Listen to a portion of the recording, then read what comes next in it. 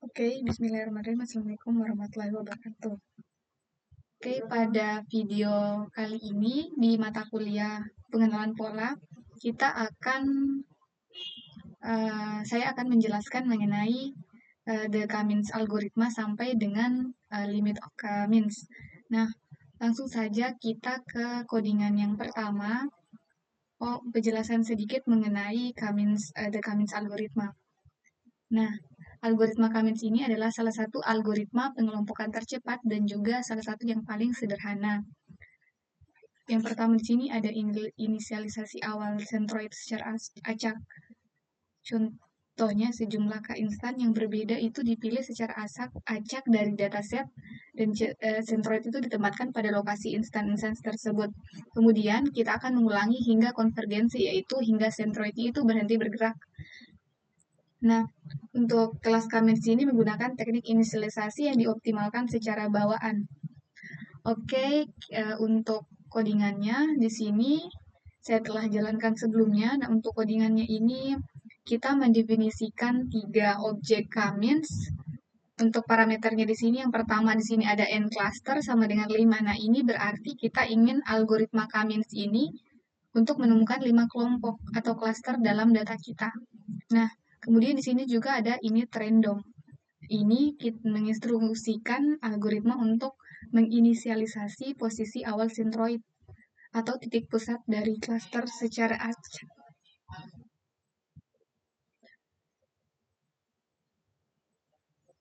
Kemudian ada ninit. Ini secara default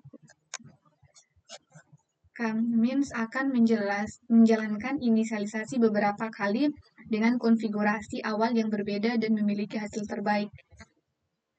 Kemudian ada juga max iter sama dengan 1, 2, dan 3. Di sini adalah parameter untuk menentukan jumlah maksimum iterasi yang akan dijalankan oleh algoritma K-means.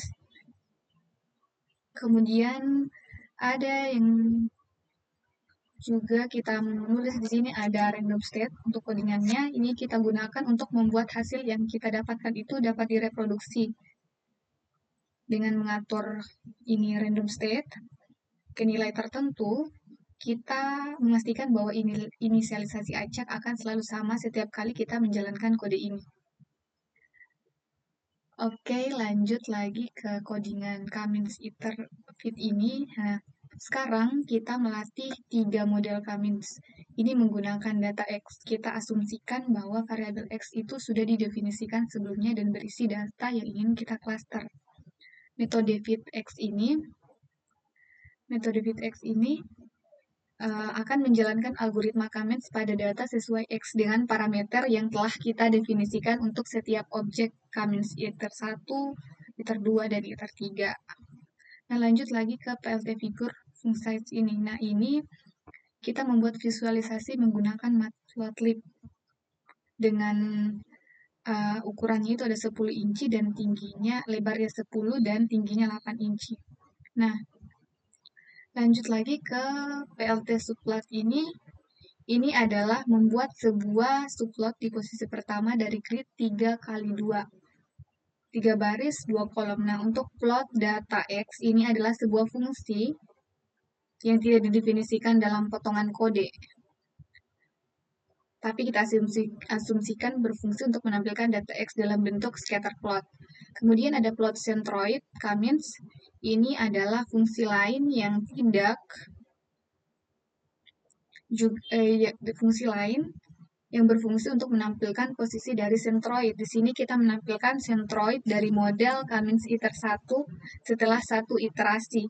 Kita juga mengatur warna lingkaran sentroid menjadi merah, di sini R, kemudian dan warna tanda silangnya menjadi putih atau W.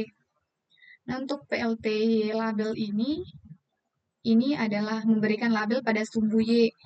Kemudian ada PLT tick params, ini adalah untuk menghilangkan label pada sumbu X untuk subplot ini. Kemudian PLT title-nya untuk memberikan judul pada subplot. Ini juga menunjukkan bahwa pada langkah ini, sentroid masih berada pada posisi inisialisasi acak.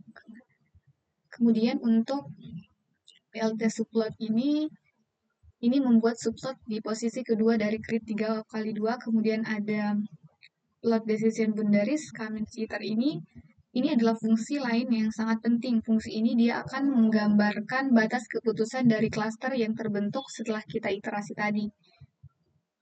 Kemudian ada PLT title, label the instance ini untuk menjelaskan bahwa pada langkah ini setiap titik data itu akan diberi label sesuai dengan centroid yang terdekatnya.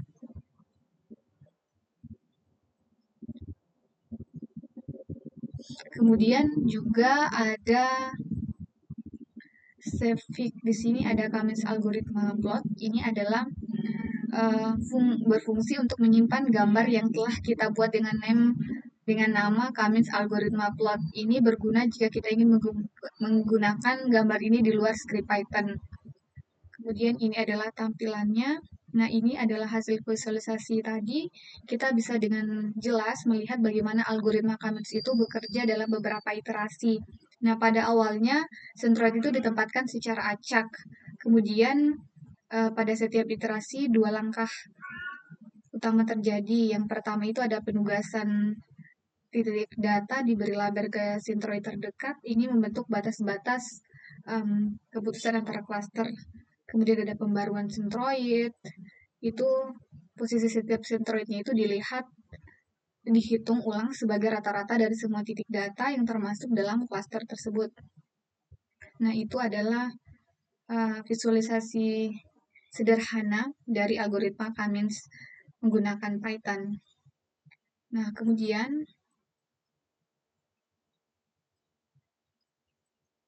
kita lanjut lagi ke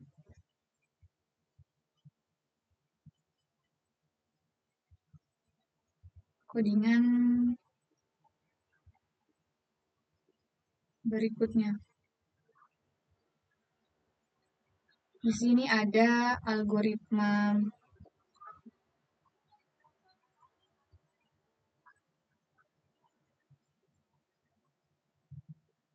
Kamen's variability. Ini Kamen's variability ini dia menggunakan skitler dan untuk algoritma Kamen's-nya. Di dalam algoritma Kamen's ini original centroid hanya diinisialisasi secara acak dan algoritma tersebut hanya menjalankan satu iterasi untuk secara bertahap memperbaiki centroid seperti yang kita lihat di atas. Namun untuk satu masalah utama dengan pendekatan ini adalah jika menjalankan Kamen's beberapa kali atau dengan random seed yang berbeda, algoritma itu dapat konvergen ke solusi yang sangat berbeda seperti pada codingan ini. Nah, untuk plot cluster comparison, ini menerima dua objek cluster. Dalam kasus kita ini akan menjadi dua model Kamen's yang berbeda, data X dan judul optional untuk setiap subplot. Nah, kita melatih data fit X, kedua model cluster pada data yang sama, kemudian ada figur dengan dua subplot berdampingan, ada PLT subplot 121 dan PLT subplot 122. Kemudian ada plot decision boundaries ini untuk memvisualisasikan batas keputusan dari masing-masing model cluster. Dan ada juga untuk menampilkan label sumbu Y, sehingga itu tidak ditampilkan dua kali. Kemudian ada Kamen's RND init 1 dan 2 ini adalah objek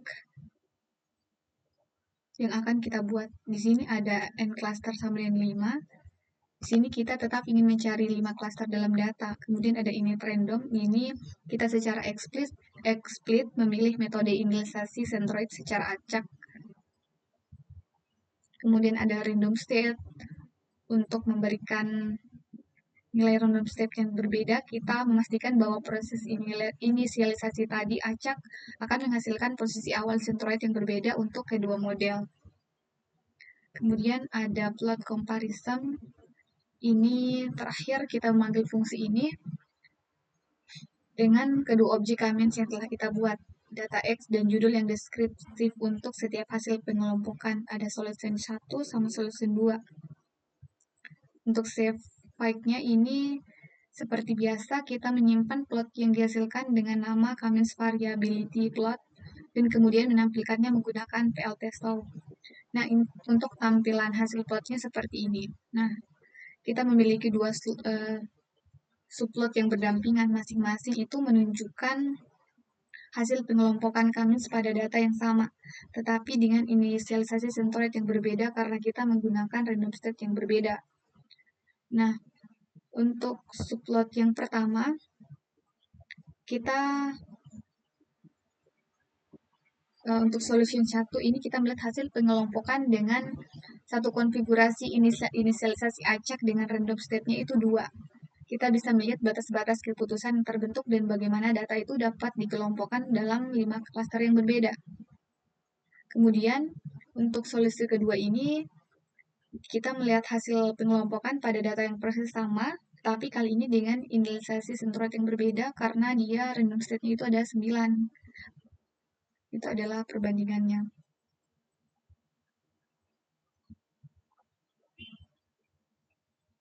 Kemudian untuk perbedaannya di sini meskipun kita menggunakan jumlah klaster yang sama 5 dan data yang sama, hasil pengelompokannya terlihat berbeda. Nah, ini bentuk dan posisi klaster serta batas-batas keputusannya itu tidak identik. Ini terjadi karena algoritma Cummins ini sangat sensitif terhadap posisi awal centroid. Inisialisasi acak yang berbeda dapat menyebabkan algoritma itu terjebak dan solusi yang suboptimal atau lokal optimum, yang berarti solusi yang ditemukan itu mungkin bukan pengelompokan terbaik secara keseluruhan.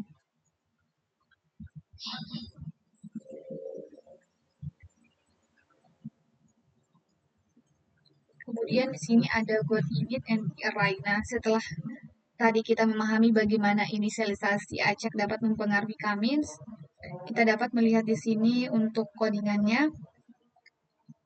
Di sini kita mendefinisikan sebuah array NumPy bernama GoodInit. Array ini secara manual menentukan posisi awal untuk kelima centroid kita. Kemudian kita perhatikan nilai-nilai koordinat di dalamnya. Jika kita memiliki pemahaman awal tentang bagaimana kita terdistribusi, misalnya melalui visualisasi awal atau pengetahuan domain, kita mungkin bisa menebak atau memperkirakan posisi yang baik untuk centroid awal. Dalam contoh ini, kita seolah-olah memberitahu algoritma Cummins di mana kira-kira pusat cluster. Oke, lanjut kita ke Cummins ini. Cummins and cluster 5.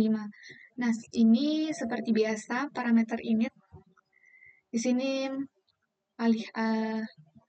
kita mengatur init menjadi GoodInit. Array yang telah kita definisikan sebelumnya ini akan memaksa algoritma Cummins untuk memulai iterasinya dengan centroid yang berada dalam posisi yang kita tentukan. Kemudian kita juga melatih model Cummins ini menggunakan data X dengan metode fitX. Ini adalah hasilnya. Nah, kemudian kita juga menggunakan fungsi plot decision boundaries CummInX ini untuk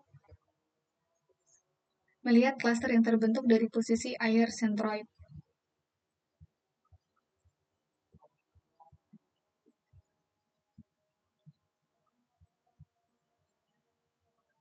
Ini adalah hasil yang ditampilkan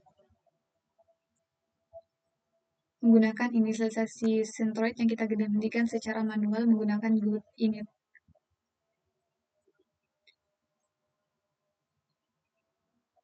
Nah, kita langsung saja ke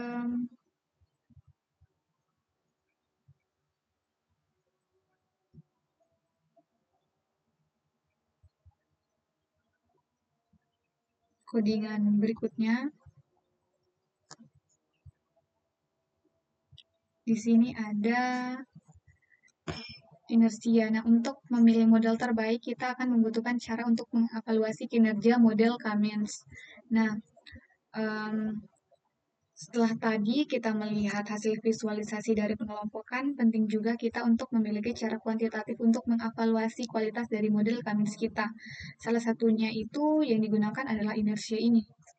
Oke, kita langsung saja ke kode pertama. Di sini ada Cummins.inertia. Inersia ini adalah atribut dari objek Cummins yang telah dilatih. Nilai ini merepresentasikan jumlah kuadrat jarak atau sum of square distance dari setiap titik data ke sentroid terdekat di dalam klasternya. Secara intuitif, inersia yang lebih rendah menunjukkan bahwa titik-titik data dalam setiap klaster itu lebih rapat dan klasternya lebih padat. Kemudian untuk Cummins RND inersia ini,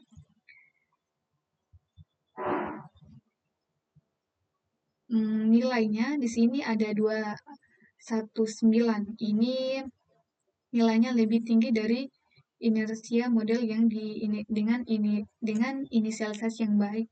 Ini bisa menjadi indikasi bahwa inisialisasi yang baik itu menghasilkan pengelompokan yang sedikit lebih baik dalam hal kepadatan klaster, meskipun perbedaannya tidak terlalu besar dalam kasus ini. Kemudian ada Cummins RND Init 2 inersia dan hasilnya 2116. Menariknya, jika kita melihat model inersia dari inisialisasi acak ini, kita mendapatkan nilai yang sangat mirip dengan model inisialisasi yang baik, yaitu sekitar 211,6.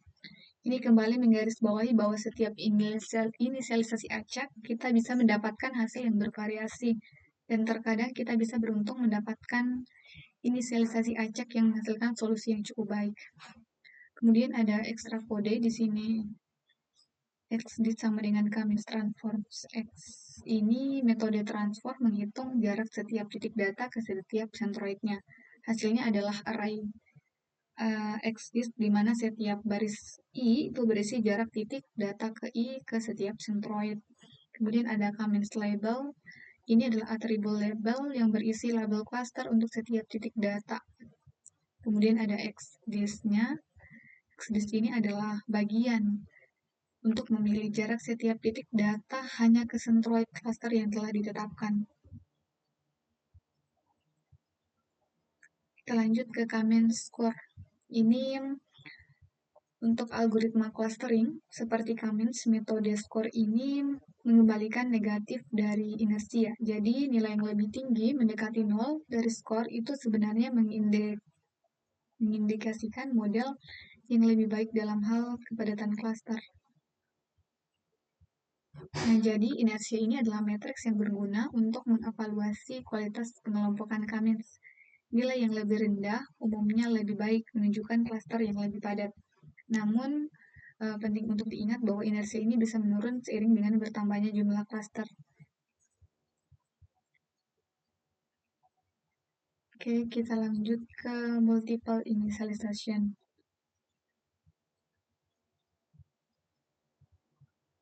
Sini ada codingan Cummins RND 10 image. Ini adalah kita akan membuat objek Cummins lagi. Di sini ada cluster 5. Ini tetap kita ingin 5 cluster, kemudian init random menggunakan inisialisasi acak, dan ninit 10 ini kita mengatur ninit ini menjadi 10, berarti algoritma Cummins akan dijalankan 10 kali dengan 10 set inisialisasi sentroid. Kemudian ada random state 2. Ini kita masih mengatur random state, memastikan bahwa urutan inisialisasi acak yang dicoba akan sama setiap kali kita menjalankan kode ini, sehingga hasilnya tetap dapat direproduksi untuk tujuan demonstrasi. Kemudian ada extra figur. Kita akan memvisualisasikan hasil model Cummins RND 10 unit itu yang telah dilatih dengan 10 inisialisasi acak dengan menggunakan fungsi float decision boundaries. Ini hasil visualisasinya setelah Cummins itu dijalankan dengan 10 inisialisasi acak dan memilih solusi terbaik berdasarkan inersia. Ini ada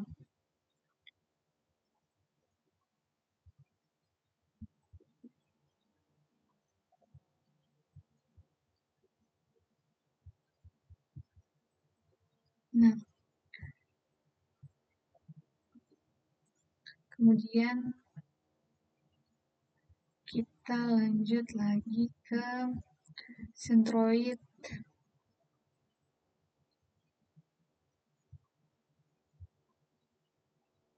inisialisasi metode.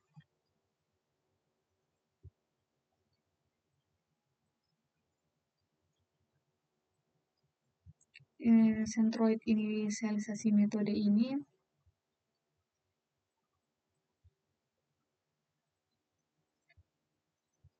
jelaskan sedikit. Alih-alih menginisialisasi centroid sepenuhnya secara acak, lebih disukai untuk menginisialisasi menggunakan algoritma ini. Algoritma centroid inisialisasi metode ini. Kemudian di sini juga ada accelerate K-means yang terkadang ini dapat dipercepat dengan menghindari banyak perhitungan jarak yang tidak perlu. Kemudian ada mini batch K-means. Nah, untuk mini batch K-means ini codingan pertama itu from scaling cluster import mini batch K-means. Nah, kita mengimpor kelas mini batch K-means dari skillan cluster. Kemudian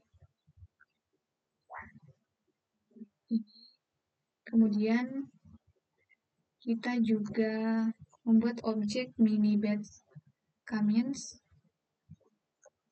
Di sini ada n cluster 5, mencari 5 cluster, n ini 3, ini memiliki fungsi serupa dengan K-means tadi, menentukan berapa kali algoritma yang dijalankan dengan inisialisasi acak. Random state 42, kita mengatur random state untuk reproduktivitas. Sini hasilnya adalah mini batch K-means inersianya itu 211,66. Nah, jika kita bandingkan nilai inersia ini dengan inersia yang kita dapatkan dari K-means biasa sekitar 211,6 itu, kita melihat bahwa nilainya sangat mirip. Ini menunjukkan bahwa meskipun mini batch K-means ini menggunakan pendekatan yang berbeda dalam pembaruan centroid, kualitas pengelompokan yang dihasilkannya itu bisa sangat mendekati kualitas dari yang dihasilkan oleh K-means biasa, terutama untuk data yang tidak terlalu besar. Nah, penting untuk kita ketahui bahwa mini batch K-means itu hanya menggunakan sebagian data pada setiap iterasi. Itu mungkin tidak selalu konvergen sehalus K-means biasa, dan solusinya mungkin sedikit kurang optimal secara keseluruhan.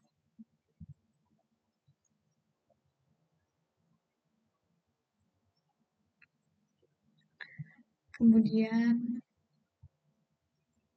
kita lanjut lagi ke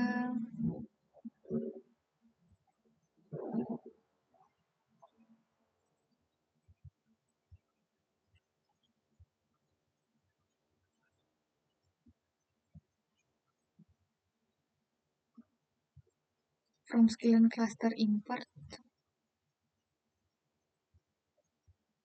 OpenML ini, di sini kita menggunakan fungsi fetch OpenML dari scaling dataset untuk mengunduh dan memuat dataset MNIST. Nah, kita atur as frame-nya itu sama dengan false, agar data itu dikembalikan sebagai array NumPy. Dataset ini dibagi menjadi set pelatihan 60.000 dan set ujinya 10.000 gambar. Setiap gambar itu direpresentasikan sebagai vektor 784 fitur. Di sini kemudian ada NP Mimap ini dia karena dataset MNSIT itu cukup besar, kita menggunakan NP Mimap ini. Ini adalah cara yang efisien untuk bekerja dengan array yang besar yang mungkin tidak sepenuhnya muat ke dalam memori. Kemudian ada from scaling cluster import mini batch K-means. Ini kita inisialisasi dan melatih model mini batch K-means pada data yang kita simpan dalam Xmap. Kemudian di sini ada klasternya 10 yang mengatur jumlah klasternya menjadi 10.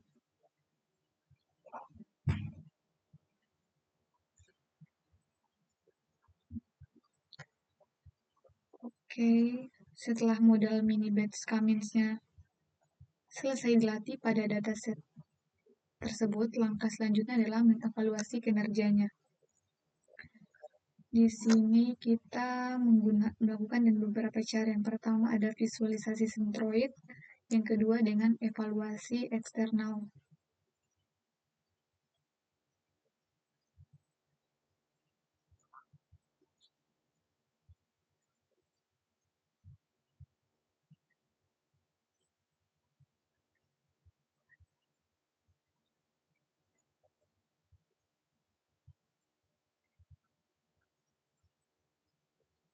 Nah, untuk hasilnya seperti ini. Nah, perbandingan langsung antara algoritma Kamins standar dengan mini-batch Kamins dalam hal inersia.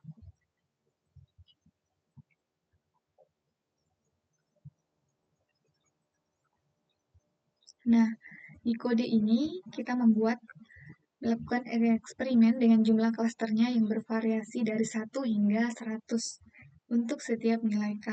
Kita membuat dan melatih model Kamins dan mini batch Kamins. Kita menggunakan time it.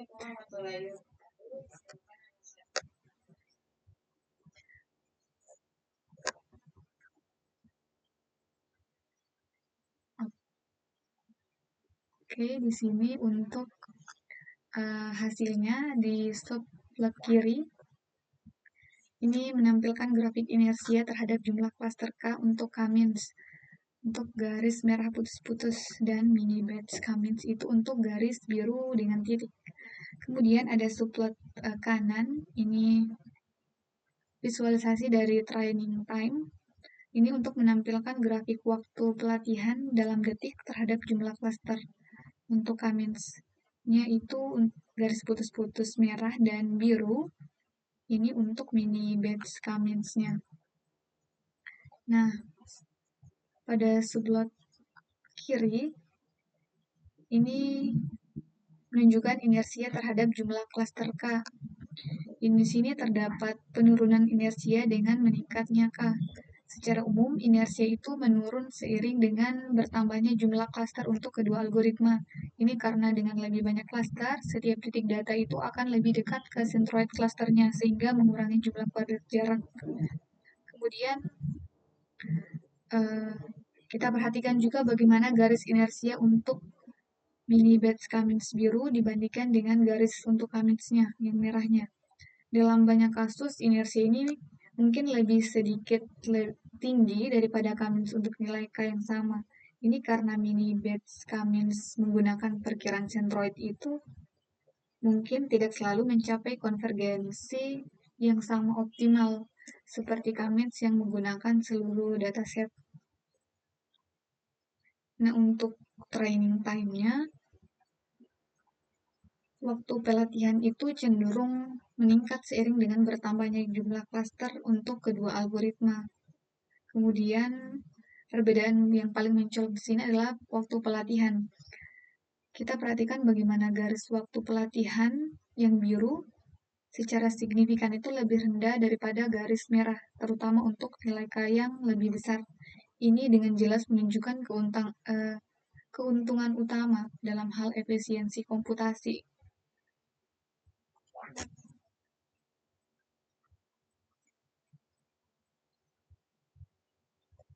Kemudian kita lanjut ke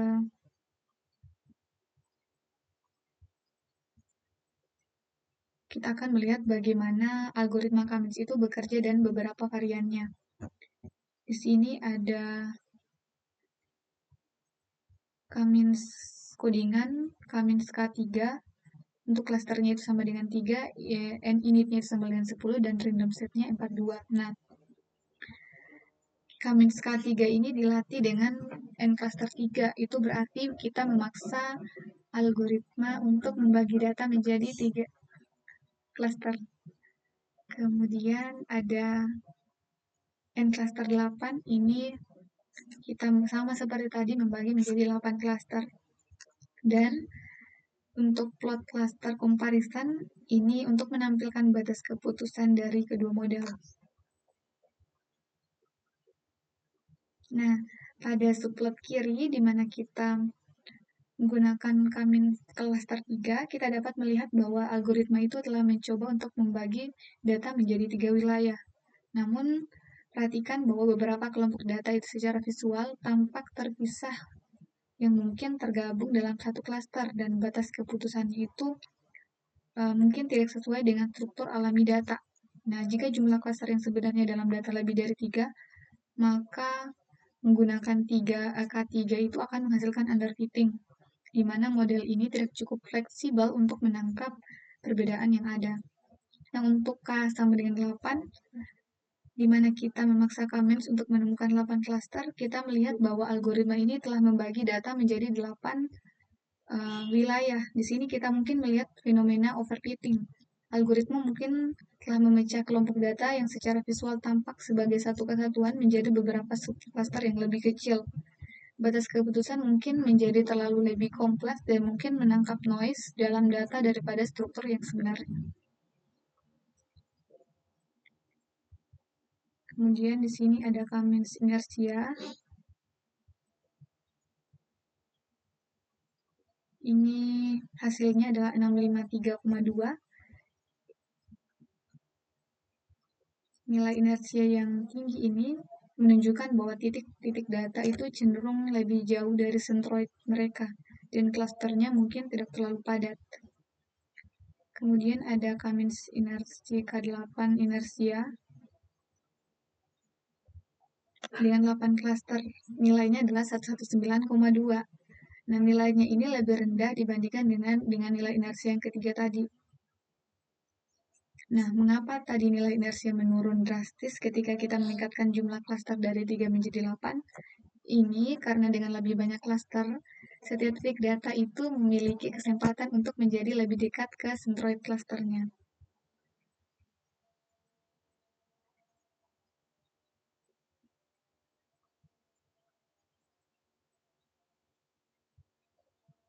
Kemudian kita lanjut lagi ke Cummins per K-nya. Di sini Cummins per K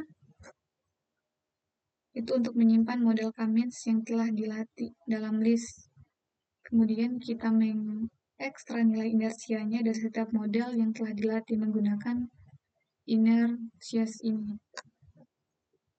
Nah, lanjut untuk plotnya, kita akan memvisualisasikan menggunakan plot. Di sini untuk tampilan hasilnya seperti ini. Grafiknya pada sumbu X ini menunjukkan jumlah klaster, sumbu X menunjukkan jumlah klaster K, dan sumbu Y itu menunjukkan nilai inersianya. Nah, kita perhatikan bagaimana nilai inersia ini menurun seiring dengan meningkatnya jumlah klaster. Penurunan ini sangat curam pada awalnya. Nah, tetapi kemudian penurunannya mulai melambat, dimulai dari klaster 5 dan seterusnya. Nah,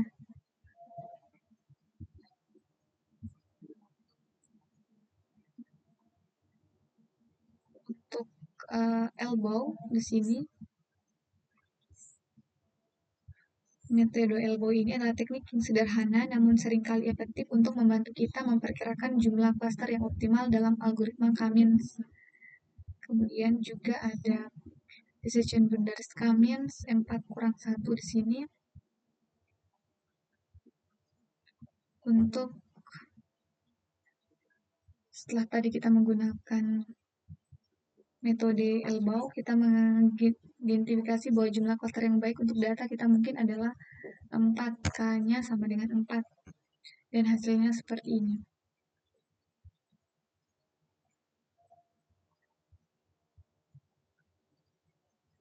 Pada plot ini kita dapat melihat bahwa bagaimana data telah dibagi itu menjadi 4, ditandai dengan area berwarna yang berbeda. Garis hitam ini menunjukkan batas keputusan klaster yang memisahkan klaster-klaster ini. Tanda X di setiap area berwarna menunjukkan posisi sentroid untuk masing-masing dari keempat klaster tersebut.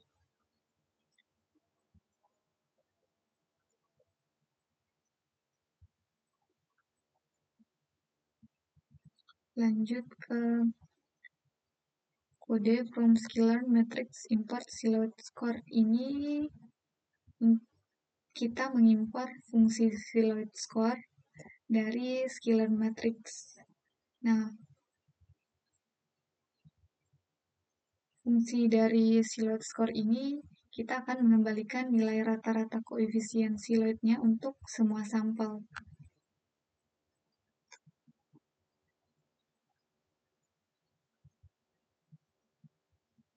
Di sini untuk nilainya kita dapatkan 0,65. Ini adalah nilai rata-rata untuk semua titik data.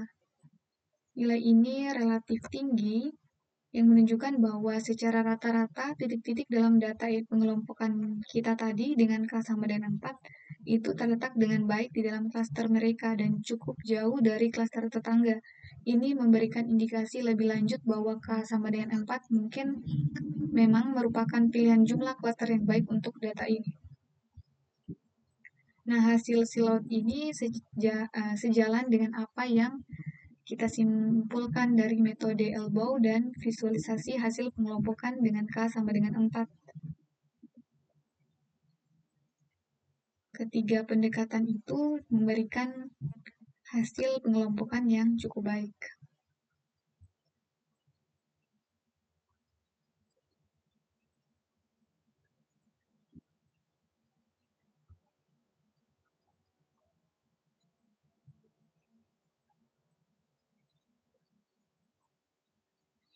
Kemudian kita lanjut lagi ke analisis siluet yang lebih mendalam. Di sini kita membagi klaster menjadi K sama dengan 3, 4, 5, dan 6. Kemudian untuk setiap klasternya itu kita membuat plot batang horizontal di mana panjang batangnya itu sesuai dengan koefisien sampel. Warna setiap klaster dibedakan menggunakan peta warna. Nah, pada subplot untuk K sama dengan 3, kita melihat 3 kelompok batang horizontal dengan warna berbeda. Masing-masing ini mewakili satu klaster. Kemudian untuk K sama dengan 4, ini kita memiliki 4 kelompok di mana sebagian besarnya itu memiliki panjang di atas garis rata-rata atau garis merah ini. Dan tidak ada yang memiliki panjang negatif yang signifikan. Kemudian ada K5 dan K6. Untuk K5 dan K6 ini,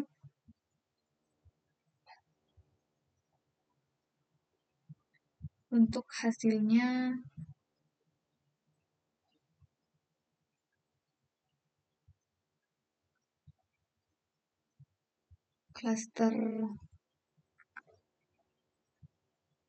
klasternya berubah seiring dengan bertambahnya jumlah klaster.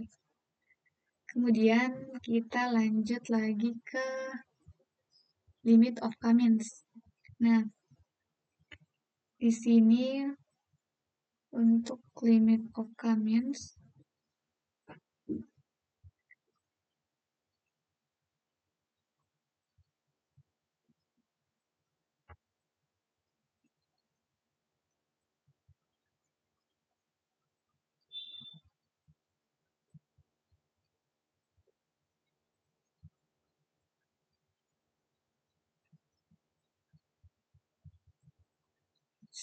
untuk hasilnya di sini kita mendapatkan hasil nilai yang menampilkan nilai inersia untuk setiap modal.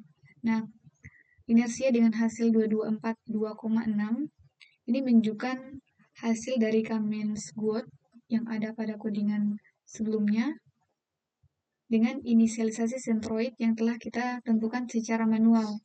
Nah, kita dapat melihat bahwa algoritma itu berhasil mengelompokkan data ke dalam 3 klaster yang sesuai dengan 3 kelompok data yang telah kita buat. Dan untuk inersia 2179,6 ini menunjukkan hasil dari K-means DAT, yaitu K-means dengan inisialisasi acak dan n-initnya itu sama dengan 10. Kita perhatikan bahwa meskipun algoritma itu mencoba 10 inisialisasi acak yang berbeda, hasilnya di sini tidak optimal. Algoritmanya terjebak dalam solusi di mana 2 kelompok data di bagian kiri bawah dan tengah itu cenderung tergabung dalam satu klaster. Dan satu kelompok data terpisah menjadi 2 klaster. Nah, nilai inersia untuk solusi ini sekitar 2179,6 yang sedikit lebih rendah dari solusi dengan inisialisasi yang baik. Nah, mengapa inisialisasi acak itu bisa gagal dalam kasus ini? Itu karena bentuk dari dan kepadatan kelompok data itu tidak seragam. Nah, ruang solusi inisialisasi acak itu mungkin tidak selalu mencakup konfigurasi awal yang mengarah ke solusi global optimum bahkan setelah beberapa kali percobaan. Nah, contoh itu mungkin mengilustrasikan bahwa meskipun N-init-nya membantu mengurangi risiko terjebak dalam solusi yang sangat buruk, akibat satu inisialisasi acak yang tidak beruntung, itu tidak menjamin akan selalu menemukan solusi global optimumnya. Nah, dalam video ini kita telah melihat contoh bagaimana inisialisasi sentroid yang buruk dapat menghasilkan solusi Cummins yang suboptimal, meskipun kita menggunakan beberapa inisialisasi acak. Nah, itu untuk mengetahui pentingnya potensi dari keterbatasan Cummins dan mempertimbangkan strategi inisialisasi atau algoritma lain yang diperlukan. Nah, mungkin itu saja dari saya, kurang lebihnya mohon dimaafkan. Billahi taufiq wal hidayah. Wassalamualaikum warahmatullahi wabarakatuh.